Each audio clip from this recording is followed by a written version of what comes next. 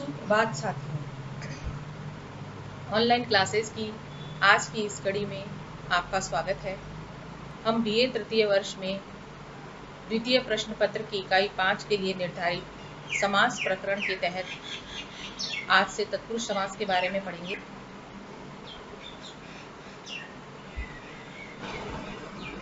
लघु सिद्धांत कौमुदी में तत्पुरुष समास की परिभाषा इस प्रकार दी गई है। प्रायणोत्तर पदार्थ प्रधानस तत्पुरुषस तृतीय, अर्थात जिस समास में उत्तर पद प्रधान होता है वह तत्पुरुष नाम का तृतीय भेद है। तत्पुरुष शब्द का विग्रह कार्य दो प्रकार से किया जा सकता है। तस्य पुरुषः इति तत्पुरुषः, सः पुरुषः इति तत्पुरुषः। इस विग्रह के आधार पर तत्पुरुष समास के दो भेद माने जा सकते हैं, एक व्यधिकरण तत्पुरुष और एक दूसरा समानाधिकरण तत्पुरुष।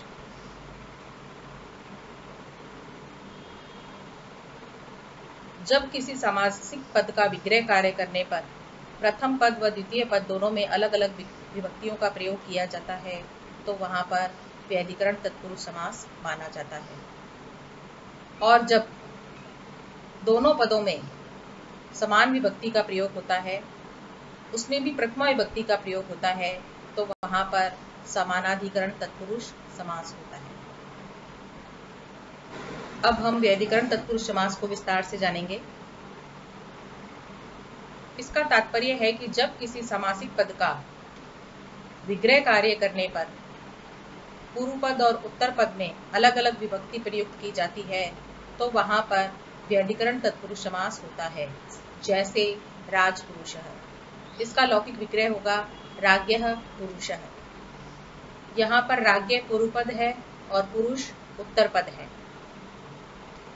राज्ञ में षष्ठी विभक्ति का प्रयोग किया गया है और पुरुषा में प्रथमा विभक्ति का प्रयोग किया गया है। इस प्रकार दोनों पदों में पृथक पृथक विभक्ति का प्रयोग किया गया है, अतः यहाँ पर व्यधिकरण तत्पुरुष समास है। व्यधिकरण तत्पुरुष समास में द्वितीया से लेकर के सप्तमी विभक्ति तक की विभक्तियों का पूर्व पद में प्रयोग किया जाता है। इसी आधार पर व्यधिकरण तत्पुरुष समास को 6 उपभेदों में वर्गीकृत किया गया है। जब समास विग्रह के पूर्व पद में द्वितीय विभक्ति का प्रयोग होता है तो वहां पर द्वितीय व्यधिकरण तत्पुरुष समास होता है।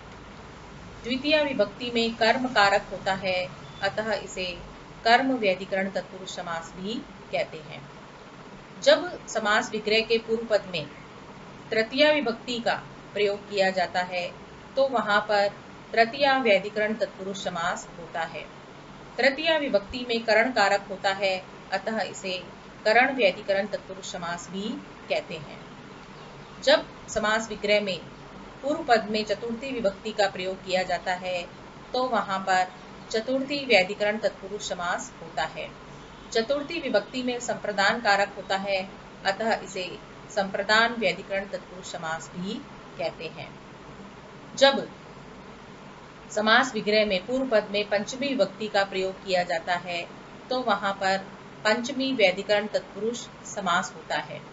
पंचमी विभक्ति में अपादान कारक होता है, अतः इसे आपादान व्यधिकरण तत्पुरुष समास भी कहते हैं।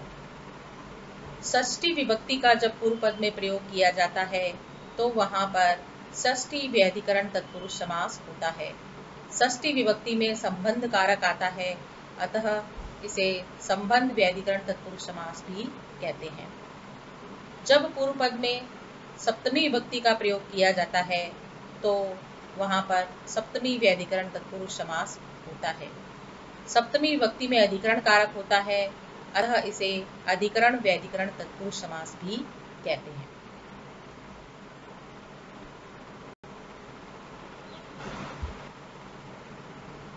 तत्पुरुष समास का विधान तत्पुरुषः सूत्र से किया जाता है। यह एक अधिकार सूत्र है। इस सूत्र का प्रभाव शेषे बहुव्रीहि सूत्र से पूर्वतक है।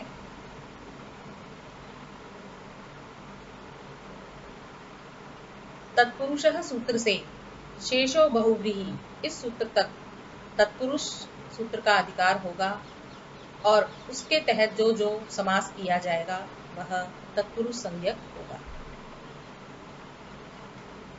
तत्पुरुष समास का ही भेद कर्मधारय है और कर्मधारय का भेद है द्विगु।